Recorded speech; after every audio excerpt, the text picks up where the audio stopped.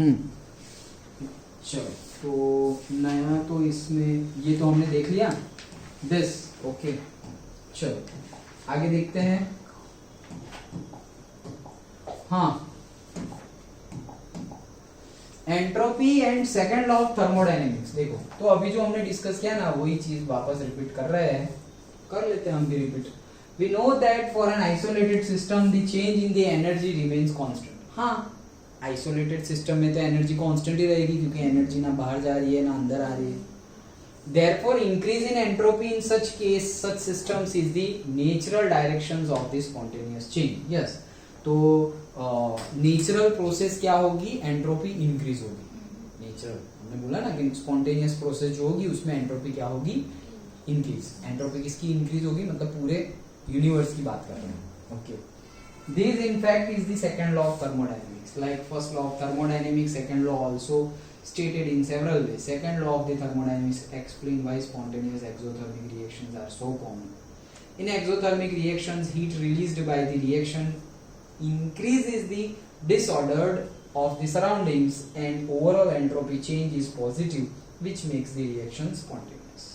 फिर से last sentence important, बाकी सब तो कॉमन हमने पढ़ लिया है।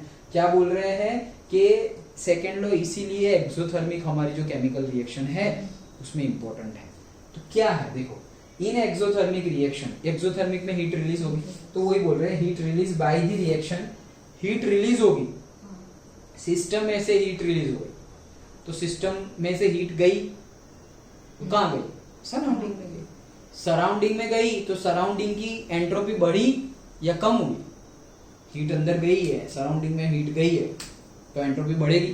ओके, तो reaction heat released by the reaction increase the disorderedness और disorder of the surrounding. Obvious है, सराउंडिंग का डिसऑर्डरनेस बढ़ेगा, क्यों, सराउंडिंग में हीट आई तो डिसऑर्डरनेस तो बढ़ेगी ही। And overall entropy change is positive.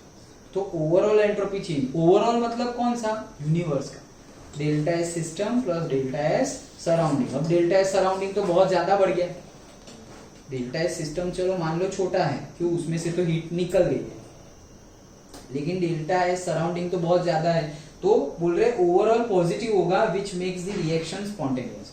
Overall positive होगा मतलब क्या, डेल्टा जी और डेल्टा एस टोटल, ये है overall, okay, which is greater than 0, तो वो क्या हो गया, स्पॉन्टेनियस। ओवरऑल मतलब टोटल, और ये टोटल बड़ा है, उसमें भी बड़ा कौन है, सराउंडिंग बड़ा है, डेल्टा एस सराउंडिंग ज्यादा है compare to the delta S system से। कब, एक्सोथर्मिक केस की बात कर रहे हैं, ये तो जनरल केस है हमारा, लेकिन पर्टिकुलरली हम ये जो बोल रहे हैं वो एक्सोथर्मिक केस के लिए बोल रहे हैं। क्यों, एक्सोथर्मिक में सिस्टम में से बाहर निकल रही है तो सिस्टम की कम होगी, सराउंडिंग में आ रही है तो सराउंडिंग की एंट्रोपी ज्यादा होगी, सिंपल है। वही चीज बोल रहे हैं, बस इतना ही था छोटा सा। अंडरस्टूड, समझ में आया पक्का, श्योर।